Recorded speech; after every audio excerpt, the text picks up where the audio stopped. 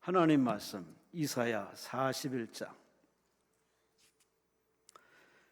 14절에서 16절 1017페이지 구약성경 이사야 41장 14절에서 16절. 예물로 섞여 있습니다. 박성아 성도님, 최범식 목사님 단독 목회 성례의 불같이 일어나게 하옵소서. 정정부 장로님, 주님 김윤의가 반목과 분노에서 변화되어 폭을 받게 하여 주옵소서. 안신실 성도, 날마다 적는 글 작품이 주님보다 앞서지 않게 해 주옵소서. 예물이었습니다. 이사야 41장 14절에서 16절. 찾으셨으면 아멘 하시겠습니다. 합독하십니다. 버러지 같은 너 야곱아, 너 이스라엘 사람들아 두려워하지 말라. 나 여호와가 말하노니 내가 너를 도울 것이라. 내 구속자는 이스라엘의 거룩한 이인이라. 보라, 내가 너를 이가 날카로운 새 타닥기로 삼으리니 내가 산들을 쳐서 부스러기를 만들 것이며 작은 산들을 겨같이 만들 것이라. 네가 그들을 까부른즉 바람이 그들을 날리겠고 회오리 바람이 그들을 흩어버릴 것이로되 너는 여호와로 말미암아 즐거워하겠고 이스라엘의 거룩한 지로 말미암아 자랑하리라. 아멘. 기도드리겠습니다. 고맙습니다. 감사합니다. 오늘 이렇게 귀한 성산에 강낭금 시키던 베데스다 성전의 세시 예배로 우리 마음을 이끌어 주어서 은혜를 사모하고 만남을 기대하고 응답을 기대하고 우리 하나님에 찾아왔습니다. 저들의 마음의 발걸음과 육신의 발걸음을 기억하신 아버지, 준비하신 하나님 허락하여 주옵소서. 응답하옵소서. 깨닫게 없어서, 변화되게 없어서, 치유되게 없어서, 정리되게 없어서, 열려지게 없어서 하나님의 영광을 눈으로 보고 온몸으로 체험하도록 응답하여 주옵소서. 저들의 기도 제목은 이미 다 해결된 줄로 믿습니다. 천국 갈 때까지 줄곧 신앙을 잘 완주하여서 이탈자 나고자 변절자 없게 하시고 끝까지 신앙 완주하도록 성령이여 복을 내려 주시옵소서. 특별히 올려진 예물의 소원대로 우리 최범식 목사님의 성령의 불을 불같이 부어주시고 우리 장로님의 모든 문제가 해결되어서 회사가 발전하게 하시고 영광 돌려지게 하시고 하나님 기뻐하는 글을 써올려 영광 돌리게 하시고 우리 모두가 다 마음이 치유되어서 하나님 눈으로 보게 하시고 하나님 마음으로 받아들이게 하시고 하나님 뜻으로 이 마음을 통하여 하나님의 능력을 체험하는 8월달 9월 남은 인생 행복가 되게 하여 주시옵소서. 주여 연락받으심을 감사하고 우리의 모든 소망도 이루실 줄로 믿사오고 예배 시간 내내 성령이여 임재하시고 운행하여 주어서 하나님께만 영광이 되게 하여 주옵소서. 희정을 성령께 맡기며 감사하며 예수님 이름으로 간절히 축복하며 감사하며 기도리옵나이다. 아멘. 아멘. 우리 하나님께 감사와 영광 말씀하십니다.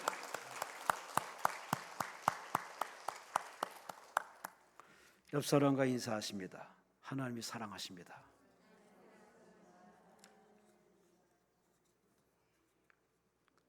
그렇게 인사하셔서 옆 사람이 감동받겠습니까? 한 번 더 웃으면서 인사하십니다. 하나님이 사랑하십니다. 하나님이 대신 시키는 거예요. 내가 하는 게 아니라 하나님이 대신 시키는 거예요. 왜 그런 의도로 받아들이지 못하고 뻘쭘하게 왜 인사도 안 하고 이렇게 인지 모르겠습니다. 한 번 더 마지막 기회 드립니다. 옆 사람과 인사합시다. 천국에서 만납시다.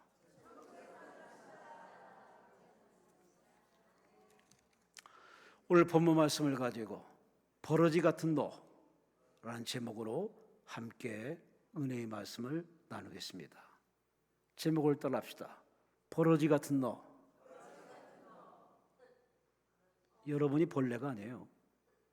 오늘 하나님이 말씀합니다. 버러지 같은 너. 여러분 벌레 좋아하십니까? 전 정말 싫습니다. 그래서 여름도 저는 문을 안 엽니다. 벌레가 정말 싫거든요. 왜 싫은지는 묻지 마세요. 참 벌레 없이는 못 사는 세상이지만 참 벌레가 싫어요. 만화가 허영만 씨가 처처라는 글에서 이 벌레에 대해서 이렇게 멋지게 표현하더라고요. 막 이날따라 벌레가 예뻤던가 봅니다. 공원 긴 의자에 송충이 3마리가 앞서거니 뒤서거니 부지런히 기어가고 있었다. 벌레도 아니고 송충이. 의자의 길이는 그들의 우주였다. 내 눈에는 기어가는 것으로 보이지만 아마도 그들은 뛰어가거나 달려가고 있는지도 모를 일이었다.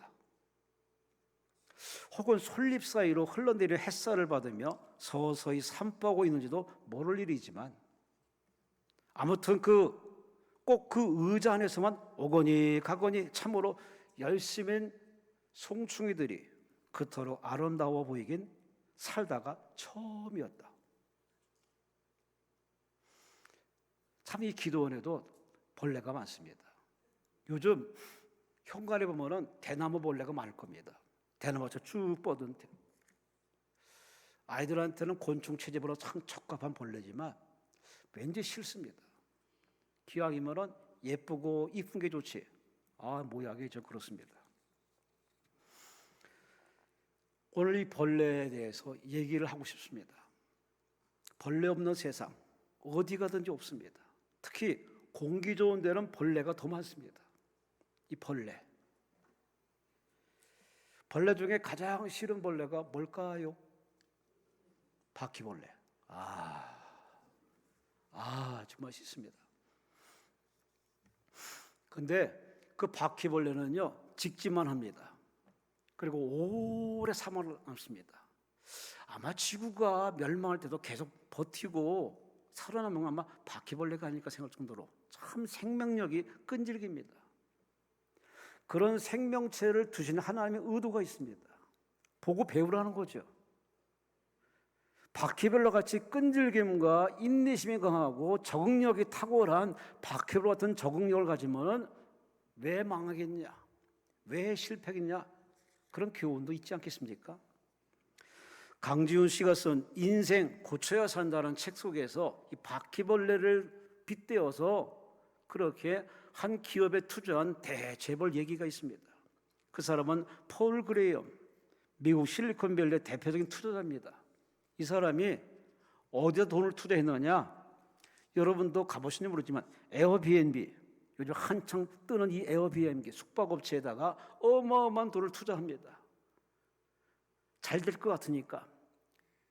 블루, 요즘 앞서가는 참 참신한 아이디어 가지고 이렇게 세계 글로벌 업체로 나아가는 IBM에 이렇게 대단한 투자했던 그 이유가 뭘까? 그런 책에서 이렇게 소개했습니다.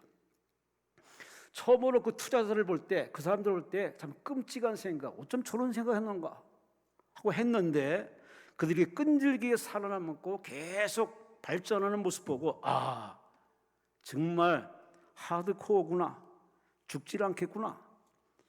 바퀴벌레 같은 생존력을 마치 그들을 통해서 보고 나서 기왕 내가 여기다 돈을 투자해야겠다. 그래서 어마어마한 돈을 투자해 지금 에어비앤비 그쪽으로 상당히 잘 나가는 업체가 있습니다. 바퀴벌레 같은 생존력, 적응력. 우리는 이런 바퀴벌레가 흔히 우리 주변에 아파트에 다 있는데 우리는 그들을 잡아 죽이는 데 앞장서는데 하나님은 우리에게 잡아 죽이면 우리에게 한쑥 이 머리를 톡 끄는 말합니다. 좀 배우라. 바퀴벌레도 살아남기 위해서 적응하고 새로운 약이 자기들에게 뿌려지려 또 살아남는 그 적응력을 보면서 너는 어쩜 그렇게 약하냐고. 우리는 뭔가 이제 끝내야지, 관둬버려야지 포기할 저는 그런 마음이 들 때 바퀴벌레 같은 생명을 나중에 한번 키워보지 않겠는가 하고 자기를 마음 다잡게 하는 그런 기회로 삼아야 되지 않냐, 바로 그런 겁니다. 게으른 자에게 참 개미한테 배우라고 성경에도 있듯이 하나님은 만드신 온갖 생물들을 통해서 우리들에게 배우라. 보기만 하지 말고 잡기만 하지 말고 좀 한 수 배우라고 하는데 우리는 그냥 보기만 하고 좋으면 내 것으로, 좋지 않으면 그냥 다 박멸시키는 인간들의 사상을 보면 하나님과 좀 어긋나 있습니다. 다 이위 있어 존재하는 겁니다. 벌레도 밟으면 꿈틀꾼다는 속담이 있습니다. 왜 꿈틀거리는지 아십니까? 아파서? 살아있는 거 보여주려고? 다 이위 있는 해답입니다. 그렇지만 진짜 얘기는요, 덜 밟혀서 그럽니다. 확 밟히면은 꿈틀거리지도 않습니다. 덜 밟히니까 온몸을 뒤틀면서 그렇게 꿈틀거립니다. 덜 밟힌 인생. 참 바퀴부터 시작해서 모든 벌레들은 이렇게 밟히고 불러태우고 박멸당하고 하더라도 여전히 살아남고 여전히 존재하는 그들의 모습 보면서 여러분 무슨 생각이 드십니까? 성경에는 하나님께서 인생들을 벌레로 이렇게 빗대어 설명하십니다. 욥기서 25장 6절 고난받는 욥이 이렇게 말합니다. 하물며 구더기 같은 사람, 벌레 같은 나 인생이랴. 고난당하는 욥이 말합니다. 나는 하나님 보시기에 벌레 같은 인생. 하박국 1장 14절에 말합니다. 주께서 어찌하여 사람은 다스린 자 없는 벌레 같은 존재로 만들으시려 하나이까. 벌레 같은. 다윗은 시편 22편 6절에 이렇게 고백합니다. 나는 벌레요 사람이 아니라 나는 벌레요 사람의 비방거리요 백성의 조롱거리입니다. 하나님이 그렇게 자기를 벌레 취급하듯 벌레처럼 이렇게 격화시킨 그 고통의 현장에서 하나님 왜 나를 벌레로 만드십니까? 살다 보면 이렇게 벌레같이 하찮고 그런 존재로 우리는 그런 길을 걸을 때가 있습니다. 그것이 낮이 아니라 밤입니다. 인생에는 낮과 밤이 있는데 낮에는 활동하고 뛰어나고 존재감을 나타내고 멋지게 살아가지만 때로는 인생에 밤이 오거든요. 인기가 떨어지고 인기가 날아가고 건강 잃어버리고 사람이 떠나고 무기력한 나 자신을 바로 발견하는 바로 벌레 같은 존재를 깨닫게 만드십니다. 다 이유는 하나님의 다루시는 손길입니다. 그렇지만 이 벌레가 하찮은 벌레가 때로는 어마무시한 오래된 나무들도 쓰러뜨리는 거목을 쓰러뜨리는 그런 벌레의 위력을 여러분 아시나요? 송기론 씨는 비움과 체험이라는 책 속에서 거목을 넘어지게 하는 것은 천하를 호령하는 벼락이 아니라 나무 속에 사는 자그마한 딱정벌레라는 사실을 잊지 마십시오. 우리는 다 환경과 조건에 의해서 위압도 하고 그렇게 쓰러지고 넘어져 생합니다. 그런데 진짜 현자들은 제대로 인생 사는 사람은 그렇게 보지 않습니다. 바깥의 문제가 아니라 그 안에 벌레 같은 딱정벌레 같은 난 아무것도 아니야. 난 살아서 뭐해?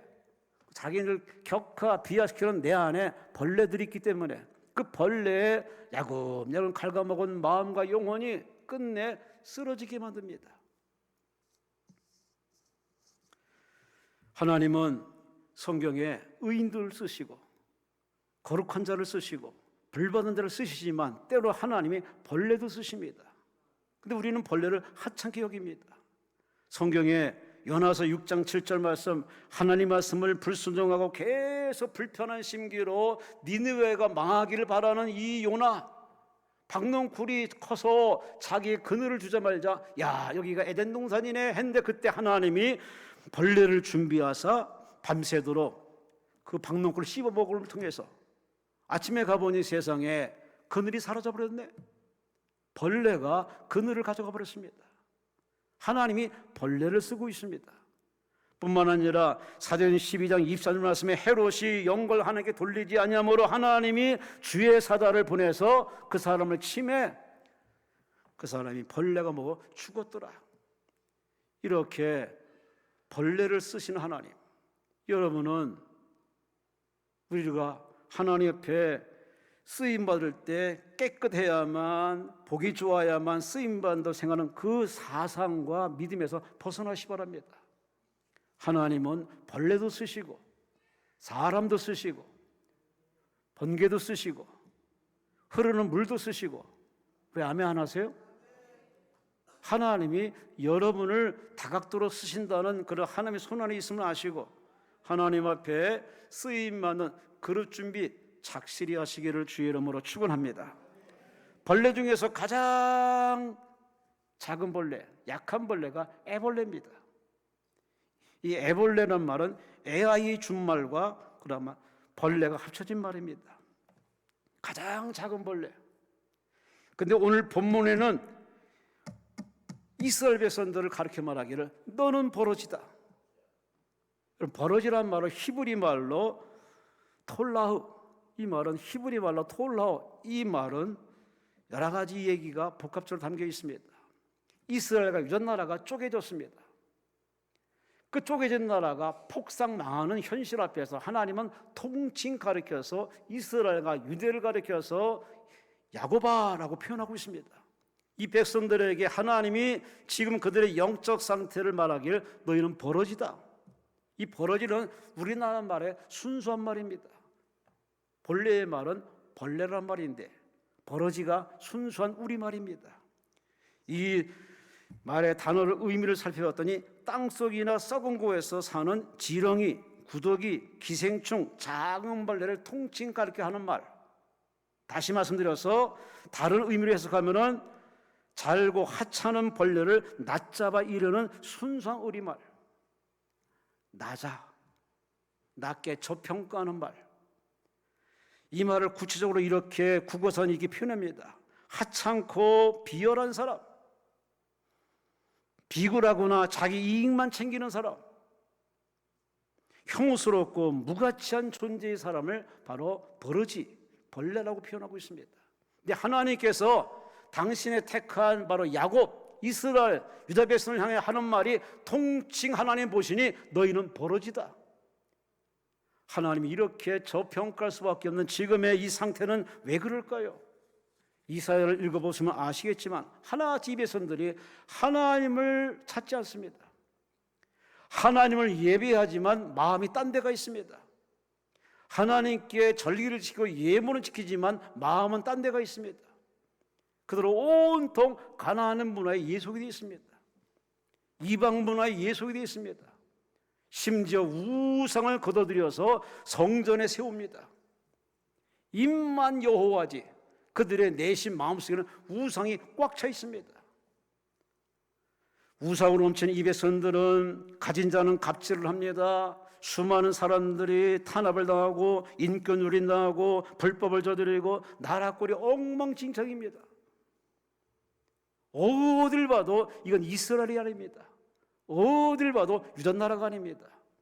하나님 보다 이제 감당할 수 없는 그들의 현실을 이렇게 이사야를 통해 말합니다.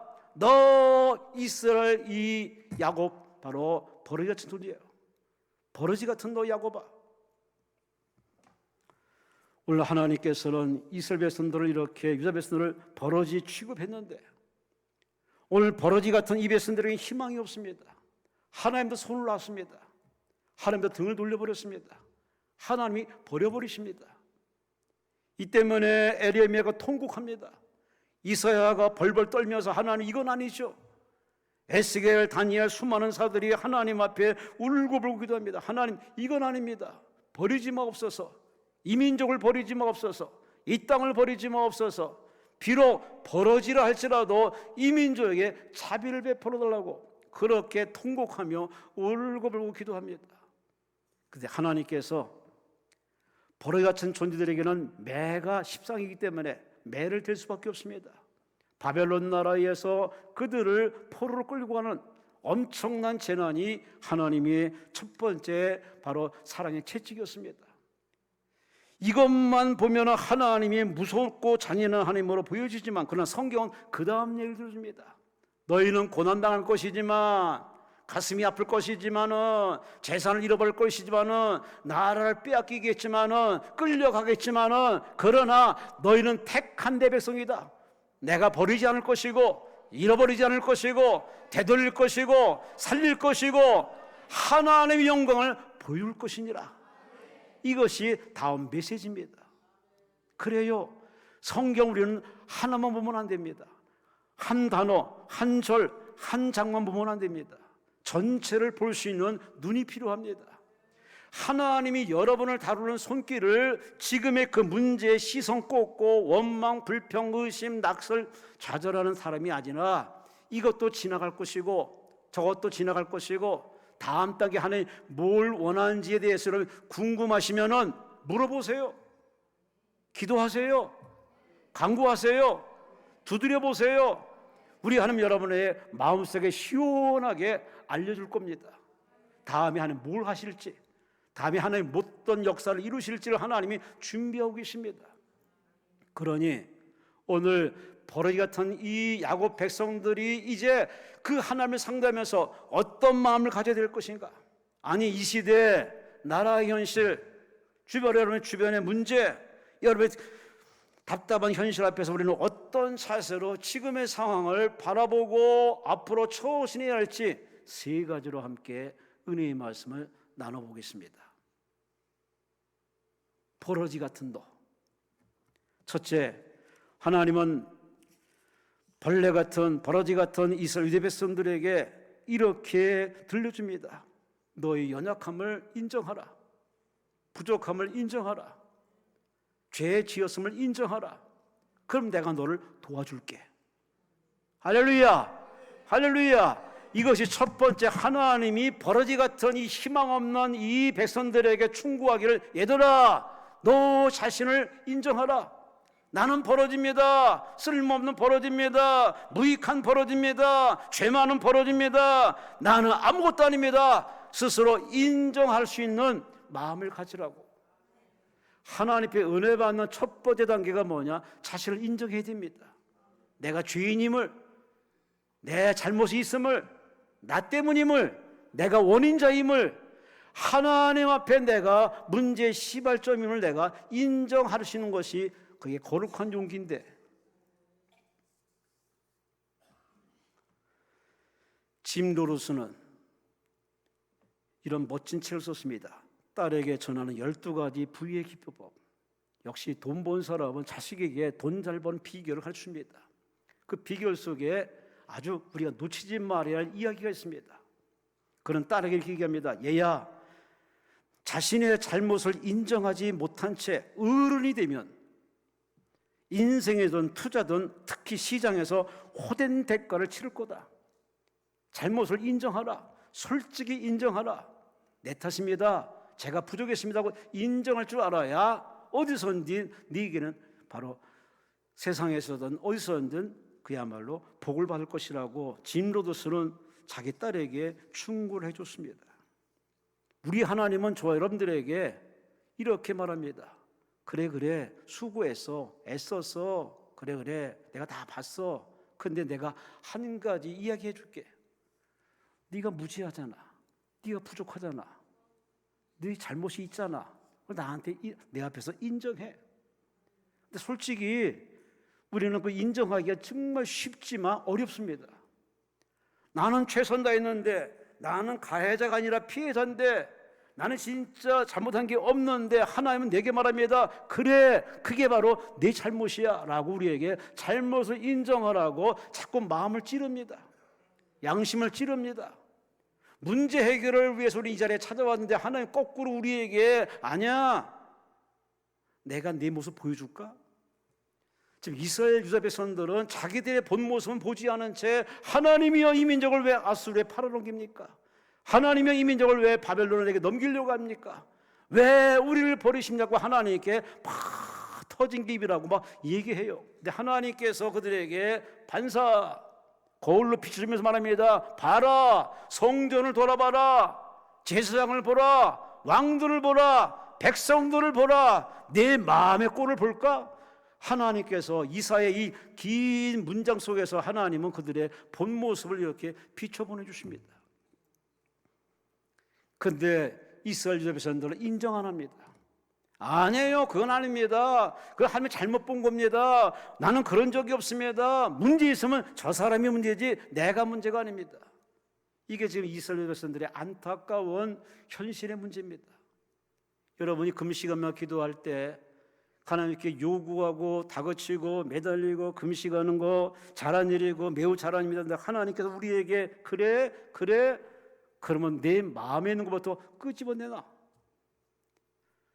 우리 참으로 나 자신이 하나님 앞에 얼마나 죄가 많고 무지하고 교만하고 거만하고 하나님의 부끄러운 모습인지를 우리 솔직히 잘 모릅니다.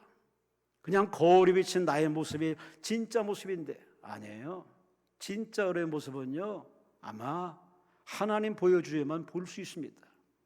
기도를 깊이, 말씀에 깊이 빠져 있고 성령을 사모하시면 성령께서 여러분의 마음을 보여주십니다. 하나님 보여주는 그 순간에 모든 사람들이 다 하나님께 울고불고 대성통곡합니다. 성경의 위대한 인물들이 다 그랬고 저도 그렇고 여러분들은 체험이 있을 겁니다. 그전에 내가 울 필요가 없었어요. 회개할 이유가 요만큼도 없었습니다.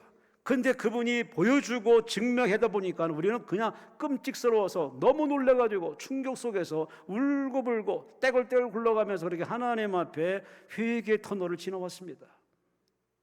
이게 바로 우리의 본 모습이에요. 성경책을 얼마나 읽었느냐? 그게 뭐 자랑거리라고. 기도를 몇 시간 했느냐? 그게 뭐 자랑거리입니까? 직분이 뭐냐? 더 자랑할 거 없습니다. 우리는 나이 먹을수록 배울수록 설교 말씀 많이 들을수록 우리는 이상하리 많지 경건하며 거룩하며 하나님과 소통하는 게 아니라 자꾸 교만하고 거만하고 거드럼피고 갑질하는 우리의 뒤틀린 모습들이 이게 옆에 사람의 모습이 아니라 바로 하나님 앞에 나의 모습이라는 것. 오늘 이스라엘 유다 백성이 말합니다. 너는 버러지다. 버러지 같은 너 하지만은 실제 버러지라는 얘기입니다. 하찮고 무익하고 저급하고 유치하고 교만하고 거드럼피는 그들. 이 백성들이 고난당하고 난 다음에 아수르에 멸망하고 난 다음에 바벨론의 포로로 끌려고 난 다음에 그 현실 속에 하나님의 약속이 이루어진 현실 앞에서 그때서야 깨닫고 이 백성들이 돌아섭니다. 돌아선 얘기를 읽어볼까요? 이사야 59장 11절 말합니다. 우리가 곰같이 부르짖으며 비둘기같이 슬피 울며 정의를 바라나 없고 구원을 바라나 우리에게서 멀도다. 이는 우리의 허물이 주의 앞에 심히 많으며 우리의 죄가 우리를 쳐서 증언하오니 이는 우리의 허물이 우리와 함께 있음이니라. 우리가 우리의 죄악을 우리가 아나이다. 얻어 터지니까 알고 있는 겁니다. 매맞으니까 안다는 얘기입니다. 포로 생활하니까 이제 알고 있다는 얘기입니다. 이게 우리의 모습입니다. 멀쩡할 때는 우리는 알 수가 없어요. 얻어 터져야 고난통에 들어가야 억울한 일 당해야 이게 바로 내게 문제가 있구나 이걸 깨닫습니다. 여러분은 하나님 앞에 저와 여러분의 모습을 재발견한 시간 되시기를 주의 이름으로 축원합니다. 신문을 보세요. 고기 잡은 게 그 사람에게는 오직 유일한 하루 일과고 그의 전업이고 천직이었습니다. 근데 예수 만나고서 고기를 많이 잡는 혜택 받고 난 뒤에 그 예수님을 만나는 드라마틱한 그 장면 속에서 그는 자기의 본 모습을 발견했습니다.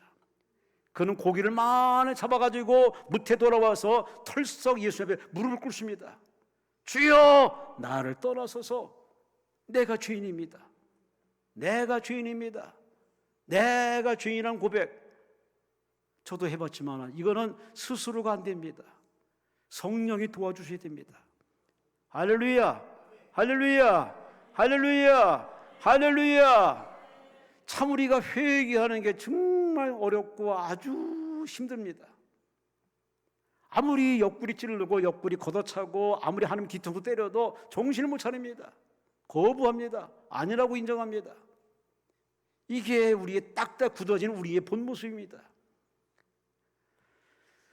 오늘 이스라엘 백성들의 문제나 유다 백성들의 문제나 다른 데 있는 것이 아니라 한마디로 마음의 수위가 너무 높은 겁니다.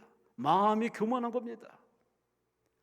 잘한 것만 드러내놓고 자기 잘못을 인정 안 하는 얍삽한 이들의 모습, 여러분의 모습 아닙니까? 사울이라는 청년은 그렇게 예수 믿는 사람을 핍박하고 옥에 가둔 일에 죽이는데 앞장섰던 그야말로 아주 짜증나는 인생, 그는 배운 대로 그저 열심히 살았을 뿐입니다. 그런데 빛으로 오신 예수를 만나다 말자 그는 그대로 꼬꾸라집니다. 자기가 죄인임을 발견합니다. 자기 인생을 완전히 하나님께 던져버립니다. 그래서 그는 장가도 안 가고 오로지 복음 전하며 교회를 세우며 목숨 맞춰 주의를 했던 대단한 선교사, 교회 개척자, 성경을 여러 세 권 기록한 대단한 사람, 이렇게 반전 역전된 비결이 뭐였느냐? 버러지같이 쓰레기같이 벌레같이 살아온 인생이 하나님께 들림받아 이방인의 사도가 된 바로 첫 번째 단추가 뭐냐? 바로 인정하는 겁니다. 나신을 내려놓는 겁니다. 자신을 인정하는 겁니다. 자기 잘못을 인정하는 겁니다. 할렐루야, 할렐루야. 베드로전서 5장에 뭐라고 하십니까? 하나님은 교만한 자를 대적하시고 겸손한 데 은혜 베푸시나니 하나님 능한 손에서 겸손하라. 때가 되면 너희를 높이시리니 너희 염려를 다 주께 맡겨라. 그가 너를 돌보실 것이다.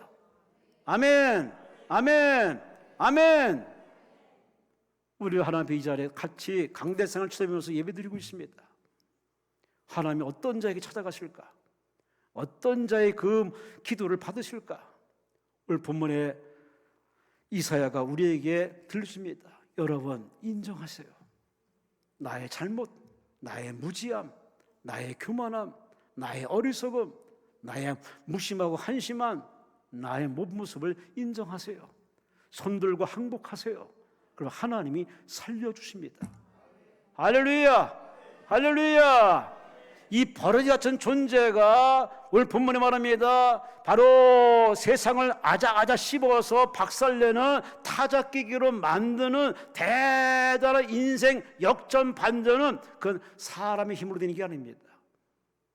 자기 죄를 인정할 때, 잘못을 인정할 때, 부족함을 인정할 때 하나님을 꽉 붙들면 하나님이 도와주십니다. 아멘. 두 번째, 오늘 이스라엘 우리에게 말합니다. 첫째, 자신을 인정하라. 두 번째, 우리 하나님께서 본문을 통해서 우리에게 말합니다. 너희가 버러지 같지만 나는 너를 버리지 않나. 나는 너를 버리지 않을 거야. 이게 하나님의 두 번째 가르침입니다. 근데 우리는 자학을 합니다. 그래, 죽일 놈, 나는 죽어야 돼. 나는 끝났어. 나 같으니 무슨 희망이 있겠어. 이게 대부분의 99.99% 모든 사람들이 갖는 마음입니다. 죄인이 자기 죄를 인정하고 자학하는 거 당연한 거죠. 자기 잘못을 인정하고 나 같으면 죽어야 된다고 스스로 항복하고 그렇게 죽이려는 쪽으로 나가는 거 잘못한 일 아닙니다. 근데 하나님의 다음 단계를 얘기합니다. 그러나 난 너를 버릴 마음은 없어. 너를 죽일 마음은 없어. 원래부터 네가 죄인임을 알고 네가 생각이 죄가 임을 알고 네가 연약함을 내가 알기 때문에 내가 너를 버리지 않으니 너는 너 자신을 포기하지 말라고 합니다. 따라합시다. 포기하지 맙시다. 포기하지 맙시다. 아멘. 즉 이스라엘 유대 백성들의 문제는 첫 번은 자기 죄를 인정하는 게 문제고, 두 번째는 하나님의 그들의 혹독한 시련 앞에서 그들은 자기 인생을 던져버렸습니다. 이제 끝났구나. 나라도 망했네. 성전은 불타버렸네. 백성들은 죽임을 당하네. 희망이 없네. 이 현실 앞에서 많은 사람들이 자살을 꿈꾸고 있습니다. 살아서 뭐하나? 버텨서 뭐하나? 그렇게 그들은 실제 자살을 꿈꿨습니다. 희망 없는 나들. 이렇게 우리 말합니다. 절망은 죽음에 이르는 병이라고. 그들은 죽이기 전에 스스로 죽음을 택했습니다. 수많은 사람이 죽임을 당했습니다. 그런데 우리 하나님 말합니다. 내가 너를 죽이지는 않아. 그러니 내가 너를 다시 살릴 것이야. 회복시킬 것이야. 나라를 재건시킬 것이야. 내가 함께 할 것이니 절대 포기하지 말아라. 스스로 자살하지 말라고 두 번째 하나님이 강한 어조로 말씀합니다. 여러분은 혹시 묻던 일로 인해서 포기할 마음을 선뜻 갖고 있지 않으신지? 천양희 씨가 쓴 시가 있습니다. 상실 시. 전 참 시를 좋아합니다. 이 상실이라는 시 한번 들어보세요. 존재를 잃어버리면 가슴을 잃는 것이다. 가슴을 잃어버리면 자신을 잃어버리는 것이다. 자신을 잃어버리면 세상을 잃어버리는 것이다. 세상을 잃어버리면 인생을 잃어버리는 것이다. 인생을 실패할 때 끝나는 것이 아니다. 포기할 때 끝나는 것이다. 포기는 이만큼 모든 걸 다 끝내게 만듭니다. 심지어 하나님도 어쩔 수가 없습니다. 본인이 죽겠다고 했는데, 성경에는 구약에는 바로 사울왕, 신약에는 가룟유다, 공교롭게 똑같이 둘이 자살로 끝냅니다. 하나님은 회개할 기회를 줬어요. 용서할 기회를 줬어요.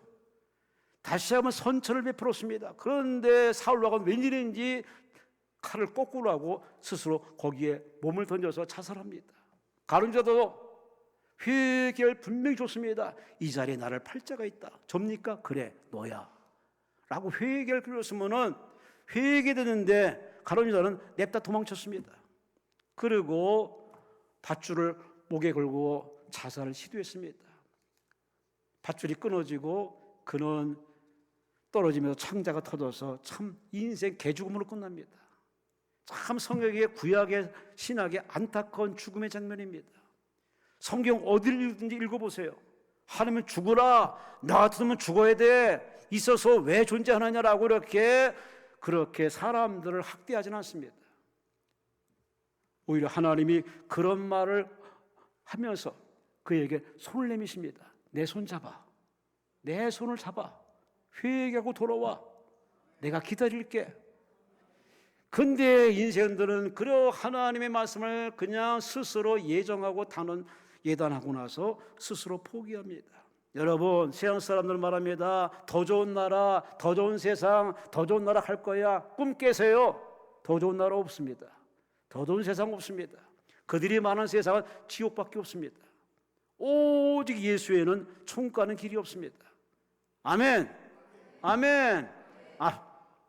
우리는 이 천국이라는 본향을 가면서 우리 살다 보면은 실패 속에서 자신의 무지함과 어리석음과 또 부정직함과 게으름에 환멸을 느끼고 나 같은 놈은 살아서 뭐하라고 이렇게 이스라엘 유다처럼 자학하고 자살을 시도하는 마음도 가질 수도 있을 겁니다.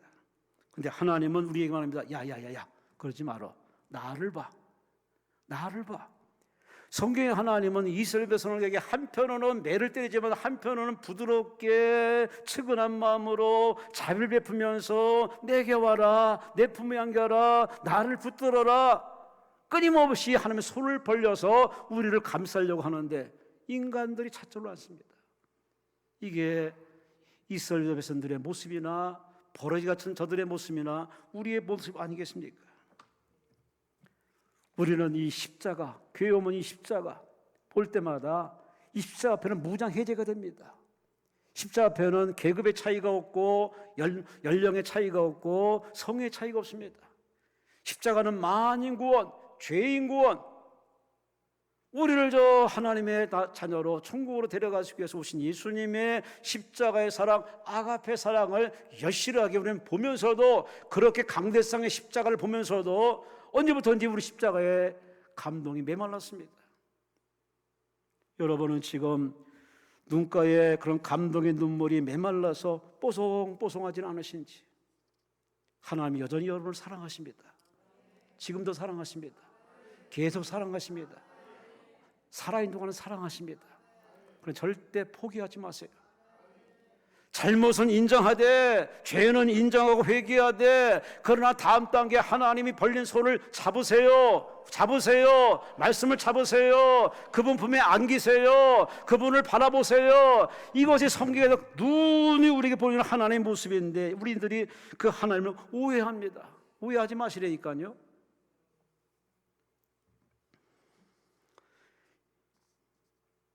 이사야 46장 3절 4절에 말합니다.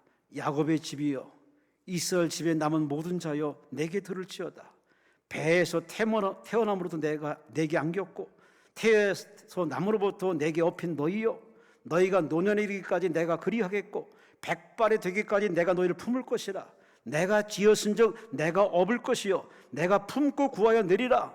그런데 너희가 나를 누구에 비기며 누구와 짝하며 누구와 비교하며 서로가 딱이겠냐.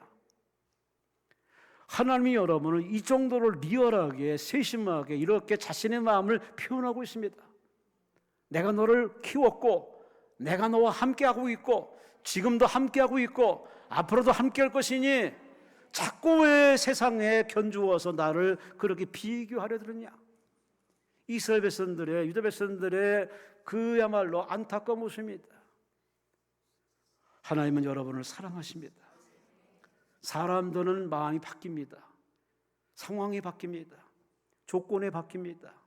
그래서 오늘의 친구가 내일은 적군이 되고 오늘의 같은 동맹국이 내일은 그야말로 동맹이 깨져서 서로 원수가 되는 그런 일이 이 지구촌에 비일비재합니다.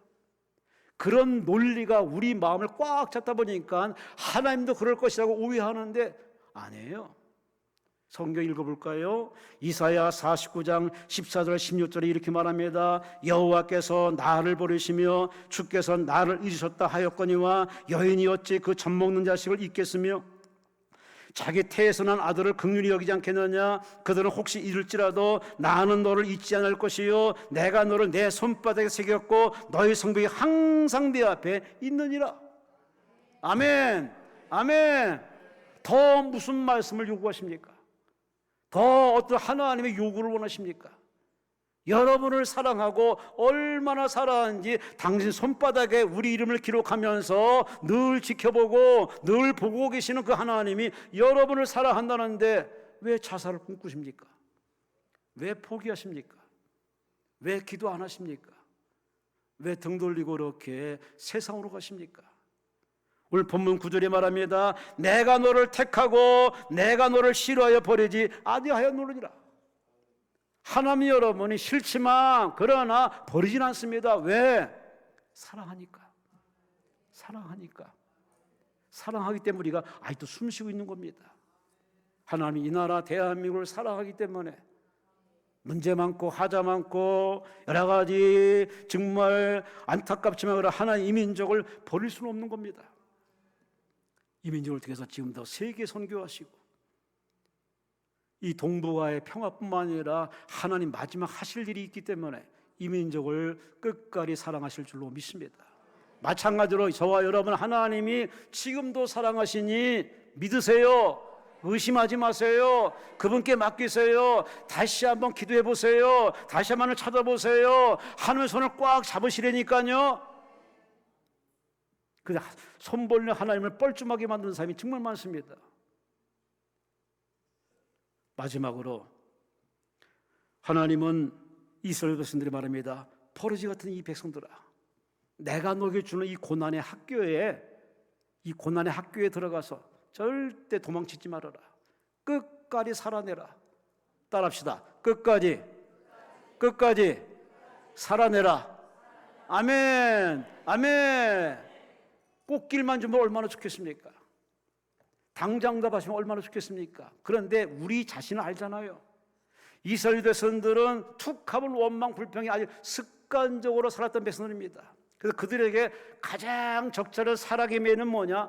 고난입니다. 아픔입니다. 나라가 잃어버리는 겁니다. 하나님의 예정 속에서 하나님의 제한된 유한한 고난의 학교에 이 백성들은 들어갈 수밖에 없었습니다. 이것이 하나님의 길이고 예정된 길이니 이 길을 걷는 동안에 너희는 죽지 않을 거야. 망하지 않을 거야. 망한 처럼 보여도 망하지 않고 너희에게는 하나님의 70년 후에 나라 재건이 있으니 기다려라. 버텨라. 참아내라. 할렐루야. 할렐루야. 할렐루야. 버티세요. 버텨요. 버티시라니까요. 정말 저는 가끔 상담하다 보면은 짜증나는 사람이 있습니다. 다르게 짜증나는 게 아닙니다. 너무 쉽게 생각해. 이민을 생각하고 도망치는 걸 얘기합니다. 왜 그러세요? 거기도 하나님 계십니다. 그 하나님 뭐라고 할 겁니까? 내가 너를 사람 만들려고, 너를 쓰려고 내가 하고 있는데 그런 계획의 의도는 생각 안 하고 쉽게 도망치고 쉽게 이민 가고 쉽게 하려는 그 발상 자체가 정말 화나고 짜증날 때가 많습니다. 우리는 하나님을 자꾸 저급한 하나님, 내가 얼마든지 바꾸시는 하나님을 생각하는데 꿈 깨세요. 여러분과 저는요, 때론 하나님 모시기가 저 버러지 같은 존재입니다. 없어도 돼요. 우리 없어도 돼요. 당신이 만든 세상이기 때문에 당신 스스로 만들어도 돼요. 그런데 하나님이 굳이 쓰레기같이 벌레같이 버러지 같은 존재라도 하는 우리를 극진히 사랑하시고 케어하시고 훈련하시고 연단하는 그 하나님이 왜 그럴까? 이게 하나님의 뜻이거든요. 대단한 하나님, 놀라운 하나님.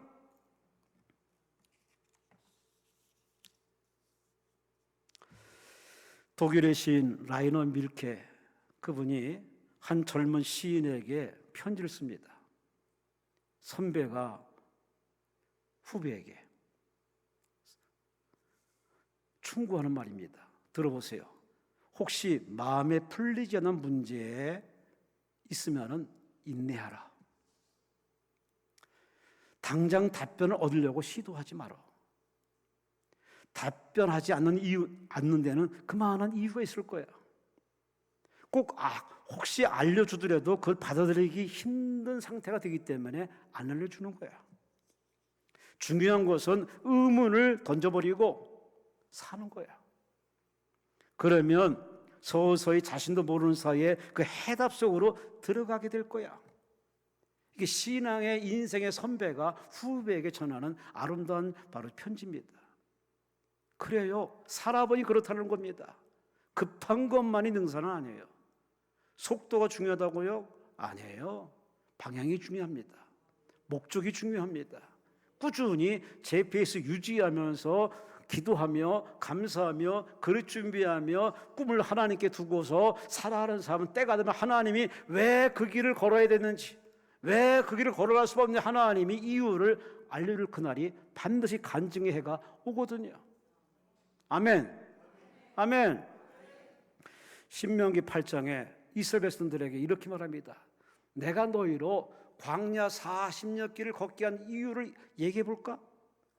너희가 내 말을 듣는지 내 입에서 나는 말씀으로 사는 것이 복받는 비결임을 말로 해서는 안 돼. 말로 해서 듣지 않기 때문에 내가 그 길을 걷게 한 거야. 이것이 신명기 8장에 있는 하나님의 광야 40일 걷게 한 이유를, 비밀을 공개했습니다. 마찬가지예요. 지금 광야길 걷고 계십니까?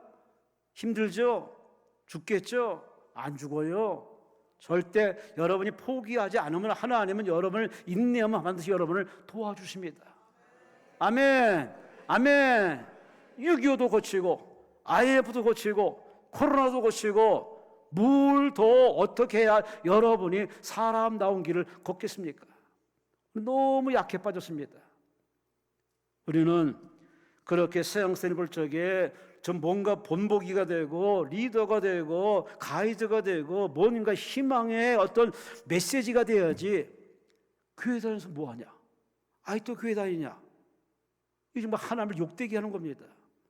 다시 한번 그 잃어버린 위상을 되찾아서 여러분이 그 직장, 그 사업장, 그 가정에서, 그 교회에서, 이 나라 대한민국에서 다시 한번 잘 살아보세요. 잘 살아보세요. 그리고 한때 우리가 근로하며 노동하며 수고하며 버티며 부모 공경하며 아랫사람을 귀하게 여기며 살아있는 그 마음을 되찾고 꾸준히 인내하시기 바랍니다. 마태복음 25장에 얘기합니다. 끝까지 인내하는 자가 구원 얻으리라. 제가 이 기도원에 있는 목사로서 참 오랜 세월 지난번에 어떤 성도가 가면서 제가 20년 만에 왔는데 목사님이 아직도 계시네요. 예, 그러네요. 그렇게 하면 그렇게 됐네요. 참 제가 많은 성도들 모습을 지금 보면서 어떤 사람이 응답받을까? 답은 딱 하나입니다. 인내하는 사람. 봐요. 아멘 안 하잖아. 무슨 답을 원해요? 환상? 뭐 짜릿짜릿? 뜨끈뜨끈? 그거 원하십니까? 아니에요. 인내해야 돼요. 하나님은 창조주예요. 나는 그분의 조급 지음받은 그저 벌레 같은 존재, 버러지 같은 존재, 흙덩어리, 이 자그마한 두뇌 가지고 이 우주도 모르면서 내일도 모르면서 하나님께서 뭘 합니까? 그저 모르는 인생에 주여 깨닫게 없어서, 가르쳐 주옵소서, 힘을 주세요, 일용할 양식 주세요 라고 하나님 앞에 선처를 바라듯 기도하는 것만이 지혜로운 자고 복 있는 자인데, 특히 하나님은 뜻을 정하시고 지금 우주를 이끌어 가십니다. 역사를 이끌어 가십니다. 대한민국을 이끌어 가십니다. 여러분을 지금 하나님이 목적을 정해 놓으시고 뜻을 위해서 여러분을 쓰시는 하나의 그릇으로 지금 이끌어오고 계십니다.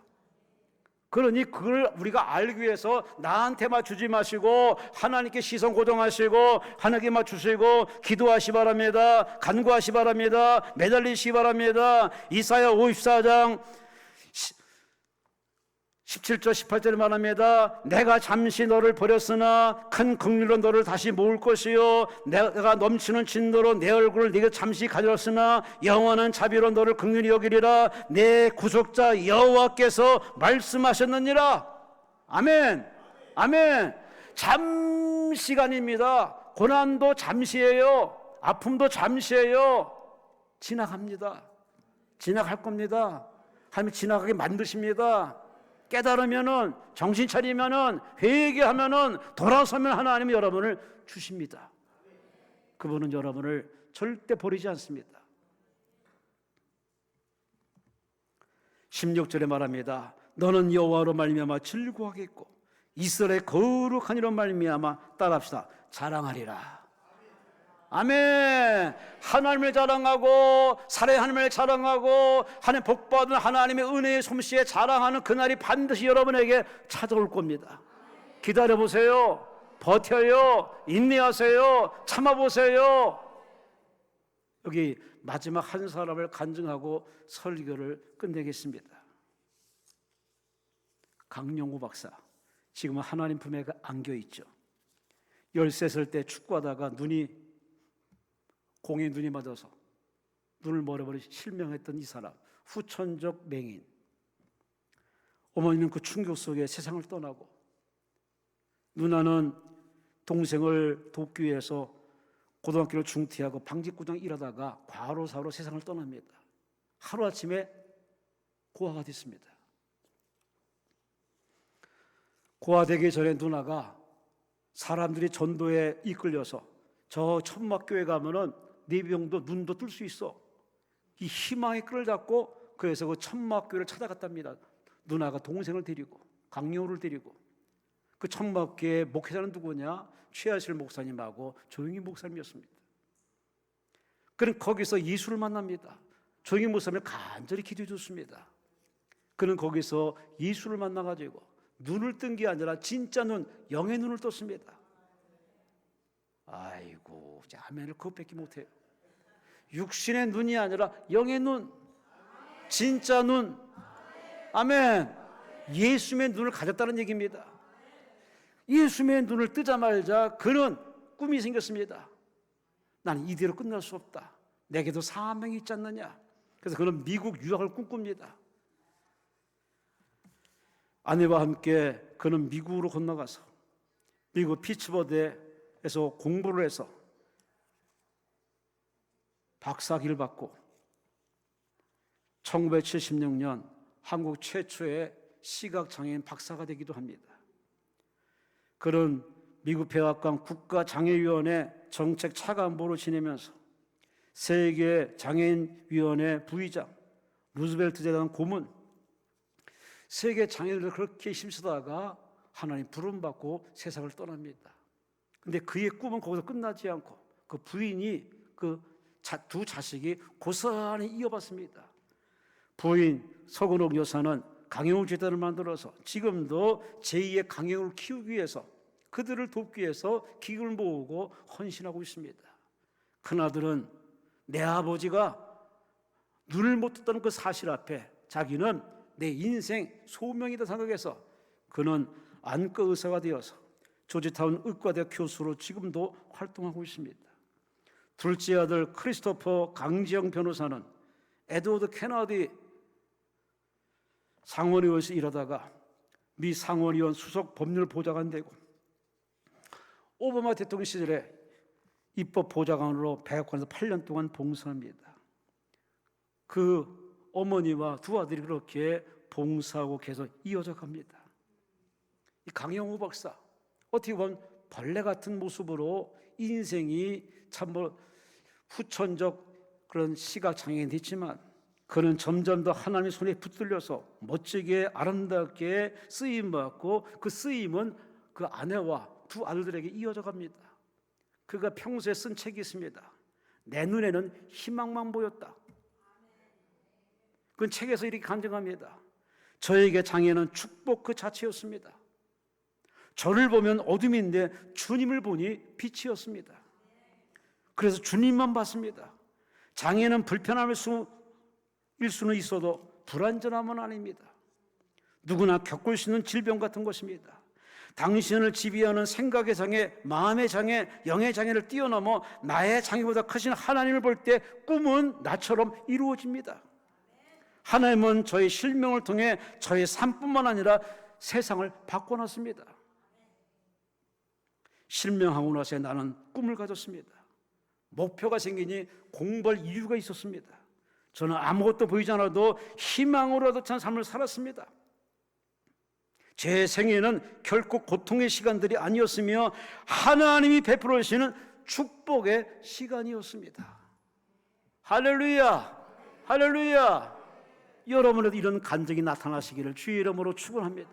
주의 이름으로 축원합니다. 여러분이 여러분을 볼 때 버러지 같은 벌레 같은 지금의 상황이랄지라도 아니에요. 그것은 보이는 여러분의 3차원적인 모습이고 진짜 하나님 눈으로 볼 때는 여러분을 하나님이 다듬하시고 다듬고 또 단련하시고 훈련하시고 회개시키고 새 사람 만들면 하나님은 여러분을 강요 박사처럼 귀하게 쓰실 마지막 계획이 서 있습니다. 기대하세요. 기대하세요. 희망을 버리지 마시고 하나님께 희망을 두시고 믿음과 기도로 끝까지 완주하시기를 주의 이름으로 축원합니다. 주의 이름으로 축원합니다. 주의 이름으로 축원합니다. 주여 3차 한번 통솔로 기도합니다. 주여 주여 주여